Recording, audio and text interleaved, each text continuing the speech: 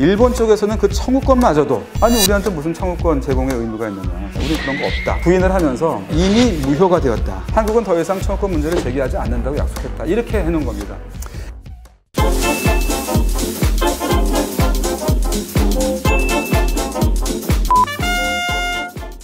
이번 수출규제 조치가 단순한 역사 문제나 경제 문제, 뭐 무역 분쟁이 아니라 한일 관계가 근본적으로 조정되는 국면이 아니냐.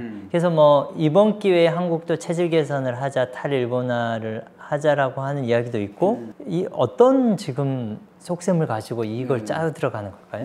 네. 한일 관계의 구조적인 변화를 이해하려면은 사실은 2017년도로 돌아가야 됩니다. 2017년이요? 네. 네. 2017년도에 우리는 전쟁 바로 일보 직전까지 가는 그런 위기를 겪었습니다. 그렇죠.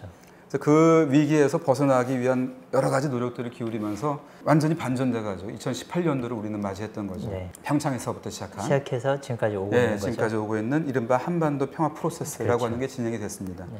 지금의 일본을 이해하려면은 이 한반도 평화 프로세스라고 하는 거를 이해하는 게 필요하다고 저는 봅니다. 네. 한반도 평화 프로세스라고 하는 거는 내용은 채워져 있지 않지만은 이른바 신한반도 체제라고 신한반도 체제. 지난번에 대통령께서 3일 경축사에서 3일 기념사에서 제시했던 한반도가 더 이상 대립과 전쟁의 무대가 아니라 평화와 협력의 무대로 한반도가 이행하는 것.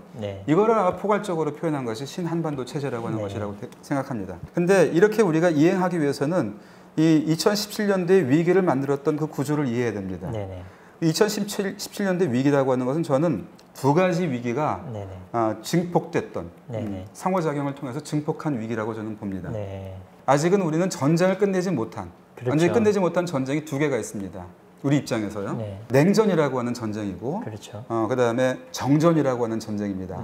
냉전이라고 하는 전쟁은 제2차 세계대전이 사실은 일본의 이 대일 강화 조약, 샌프란시스코 평화 조약이라고 하는 것이 진영으로 봐가지고는 자유주의 진영과 사회주의 진영으로 갈려서 자유주의 진영하고만 평화 조약을 맺은 것이라고 하는 것 때문에 냉전이라고 하는 것이 거기에서 시작된 것인데 그것이 지금까지도 이어져 있는 것이고 그 이면에는 식민지 문제가 제2차 세계대전이 끝났음에도 불구하고 완전히 처리가 되지 못하고 냉전이라고 하는 질서 속에서 숨겨져 가지고 계속 수면하에서 이게 남아있었다라고 하는 겁니다. 그러니까 냉전 때문에 처리되지 못한 제2차 세계대전 이후의 새로운 질서, 식민지를 극복한 새로운 질서라고 하는 것이 만들어지지 않았던 그것이 하나의 위기가 있었던 것이고요.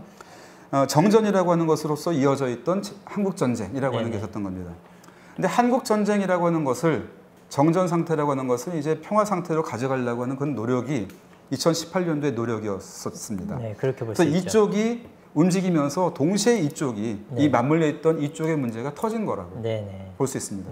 그래서 한반도 정전 체제의 균열을 일으켰던 한반도 평화 프로세스라고 하는 것이 냉전 질서에도 냉전 질서에 균열을 가져오고 있다. 균열을 가져오고 거기에서 식민지 문제가 전면으로 드러났던 것이죠. 그러니까 대법원 판결이 10월 30일 날 나왔던 것은 이것은 어떻게 보면은 역사의 층위가 있어서 굉장히 필연적으로 나올 수밖에 없었던 것이라고 생각합니다. 대법원 판결의 갑툭튀가 아니라 지금 이런 기본적인 정전체제와 냉전체제의 변화 속에서 한반도 프로세스, 평화 프로세스의 변화 속에서 올라온 하나의 사건이다. 그러니까 한반도 평화 프로세스가 진행되지 않았으면은 이런 판결이 나오지 않았었을 겁니다. 그러니까 그거는 어떻게 보면은 촛불혁명이 만들어낸 두 가지 변화입니다. 2018년이라고 하는 한반도의 평화와 한일 관계에서의 균열의 시작이라고 하는 것은.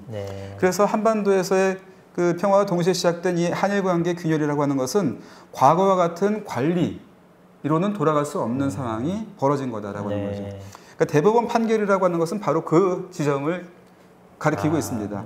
우리가 어디에서 시작해야 되는가라고 하는 지점을 가르치고 있습니다. 식민지 지배가 불법이었다라고 하는 대전제에서 출발해서 이게 징용의 문제가 아닌 강제 동원의 문제다라고 하는 걸로 문제를 격산시켰습니다. 그 얘기는 뭐냐면은 징용 문제와 관련한 청구권의 문제가 아니다. 재산상의 문제가 아니다. 단지 불법 노동이나 뭐 이런 문제. 미지불 임금의 문제가 아니다. 그래서 불법적인 상황에서 발생한 기본적인 인권의 침해 문제고 기본적인 인권의 침해를 이 원래 상태로 돌려라라고 하는 그런 의미에서 배상의 문제로 이걸 제기를 한 겁니다. 배상의 의무가 있다라고 하는 겁니다. 대법원이 사실 굉장히 적극적인 판결을 그렇습니다. 한 거네요. 적극적인 판결이긴 하지만 이거는 우리 헌법에 합치하는 판단이고 한일 기본조약과 청구권 협정에 대한 우리 정부의 공식 해석에도 맞는 판단입니다. 사실은 우리가 잘 그걸 몰라서 그런 것이죠. 그 구조가 이렇게 돼 있다라고 하는 거를 구체적으로 드러내 보인 판단이었던 겁니다. 그렇기 때문에 이것이 의미하는 건 뭐냐면은 1965년 체제라고 하는 것이 더 이상 기능하지 않게 되었다라고 하는 걸 의미하는 겁니다. 1965년 체제라고 하는 거는 한일 협정을 기본으로 하는 거죠. 한일 기본조약과 한일 청구권 협정이라고 우리가 부르는 이 두 가지를 기본으로 하는 그런 체제가 더 이상 기능하지 않는다라고 하는 겁니다. 한일 간의 체제. 물론 근데 이거는 샌프란시스코 강화조약 체제 위에 덧씌워진 체제이기 때문에 냉전 체제가 붕괴하면 이것도 붕괴할 수밖에 없는 그런 체제인 것이죠. 자, 근데 그것이 의미하는 바를 조금 더 구체적으로 설명하겠습니다. 우리는 그 기본조약에서 한국과 일본이 어떻게 이 과거의 문제를 갖다가 매듭을 지었냐면은 이 부분은 잘 아실 거라고 생각이 되는데 1905년서부터 1910년까지 있었던 협약과 조약들이 이미 무효가 되었다. 이미 무효가 되었다. 이미 무효가 되었다. 라고 하는 용어로 정리를 해서 과거를 봉합을 했습니다. 근데 여기서 이미라고 하는 말이 중요합니다. 이게 언제 무효가 되었느냐라고 하는 걸 가지고 한국과 일본이 14년 동안을 얘기를 했는데도 합의를 보지는 못했어요. 시점에 일치를 못 봤습니다. 우리는 당연히 1905년서부터 1910년 그 시점에서 이게 강제적인 것이었고 한포 외교로 시작해가지고 강제적인 어떤 그런 물리적인 그런 환경 하에서 이루어진 것이기 때문에 국민의 의사에 반하는 것이었고 그렇기 때문에 그 성립 자체가 안 된 그런 불법이었다. 그래서 이 시점에서 불법이다라고 하는 걸 주장합니다. 그렇지만 일본인들은 그때는 이거는 합법적으로 체결이 되었다. 그 당시로서의 국가 간의 외교 관계로서는 합법이었다. 그래서 국제사회에서도 이걸 인정했고 인정한 거다. 줄곧 그게 법적인 체제로서 유지가 되다가 1948년도 대한민국의 수립으로서 이게 종료가 되었다. 라고 하는 해석을 합니다. 그래서 일본의 입장인 거죠. 그래서 거기서 임의라고 하는 것은 이 조약을 체결한 1965년도 상황에서 임의라고 하는 겁니다. 둘 다 1965년 시점에서는 뭐 임의라고 하는 말에서는 그 이해를 달 수 없는 그런 상황이죠. 그 얘기는 뭐냐면은 1910년도 조약이라고 하는 것이 합법이냐 불법이냐라는 걸 가지고 서로 합의를 못했다라고 하는 겁니다. 우리는 불법이라고 하는 게 우리의 공식 입장이었었어요. 그렇기 때문에 그걸 굽히지 않았기 때문에 임의라고 하는 걸로 합의를 해준 겁니다. 근데 그거에 대한 공식적인 해석은 양국이 편의적으로 한다라고 하는 것도 사실은 양해 하에 이루어진 겁니다. 해석을 각자 하는 것까지는 어쩔 수 없다. 그거를 우리는 agree to disagree라고 하는 말로 표현을 합니다. 근데 이거를 체결을 한 다음에 우리 한국에 가져와 가지고 비준을 받아야지 돼요. 근데 비준을 받아야 되는데 이 조약에 대한 조약 체결에 대한 반대가 엄청났습니다. 기본조약과 청구권 협정에 대한 반대가 국내에서 엄청났어요. 그게 65년 64년, 65년에 엄청난 그러한 국민의 에너지를 눈앞에 두고 이거를 비준을 받아야 되니 적어도 박정희 정권이라 하더라도 그걸 상대로 해서 그 눈높이에 맞춰가지고 설명을 할 수밖에 없습니다. 그렇기 때문에 우리 정부의 공식 입장은 이거는 1910년도에 그 시점에서 이미 다 불법이었다라고 하는 게 우리의 기본 입장입니다. 다만 이걸 일본한테 강제하지 않았던 것이죠. 일본이 멋대로 해석하는 것을 용인한 그런 상태가 있었던 겁니다. 청구권 협정도 마찬가지입니다. 이거의 이러한 해석에 따라서 나왔기 때문에 금전적인 문제를 해결하는 것도 배상의 문제를 해결할 수가 없었습니다. 왜냐하면 불법적인 상황을 시정하는 그런 조치가 아니기 때문에. 그래서 그냥 이 재산상의 문제로서 그래서 징용이라든지 뭐 이런 일본에 가가지고 노동을 했음에도 불구하고 이 임금을 갖다가 받지 못하는 사람들, 뭐 돌아오면서 거기에서 남겨진 그런 재산 같은 것들 제대로 가져오지 못한 사람들, 뭐 이런 거를 처리하는 그런 방식으로 논의가 되다가 그래서 청구권 문제라고 하는 걸로 논의를 하다가 일본 쪽에서는 그 청구권마저도 부인을 하면서 우리에게 무슨 청구권이 남아있느냐. 65년에 청구권 협정을 만드는 과정에서 우리는 그나마 청구권이라도 일본으로부터 받아내려고 그랬어요. 우리는 정당하게 청구권이라고 하는 법적 권리가 있다. 재산상의 권리가 있다. 그래서 받아내려고 했습니다. 근데 이것마저도 일본은 부인했던 거예요. 우리가 무슨 청구권이 있느냐. 너희들한테 할 게 있느냐. 너희들도 만일에 그러면은 우리가 거기다 놓고 온 재산 같은 거 그거 달라. 너희들도 우리한테 안 주는 거 아니냐. 네. 그러니까 뭐 구본다 발언 이런 것들이 나왔던 그렇죠, 거죠. 그렇죠. 뭐 우리도 우리 돈으로 우리 예산으로 거의 다 학교 지어주고 뭐 철도 깔아주고. 철도 깔고 뭐. 근데 그러니까 너희들이 만일에 우리한테 그런 재산을 갖다 요구한다면 우리도 그거 있으니까 우리도 그거 받고 싶다. 그러면서 계속 그런 식으로 신경전을 벌였던 겁니다. 근데 이제 박정희 정권은 좀 약간 그런 점에서는 약한 정권이었기 때문에 네. 일단 자금이 필요했고. 네네. 그러니까 그럼 그것도 그러면은 알아서 그냥 서로 해석하기로 하자. 네네. 일단 돈 달라. 네네. 해서 받은 거였습니다. 네네. 그래서 청구권 협정을 해결하는 것과 동시에 경제 협력을 하는 내용으로 협정이 이루어졌던 겁니다. 네. 청구권 문제 해결과 경제 협력에 관한 협정인 거예요. 네. 이 협정의 이름은. 네. 근데 이게 1조에서는 일본이 무상 3억 달러, 유상 3억 달러라고 하는 그러한 돈을 한국 정부한테 제공한다라고 하는 게 1조의 내용이고, 네네. 2조의 내용은 우리가 잘 아는 것처럼 네네. 이것으로써 청구권 문제가 완전히 최종적으로 해결된 것으로 한다. 네. 라고 하는 문구가 들어간 겁니다. 완전 최종 해결. 네.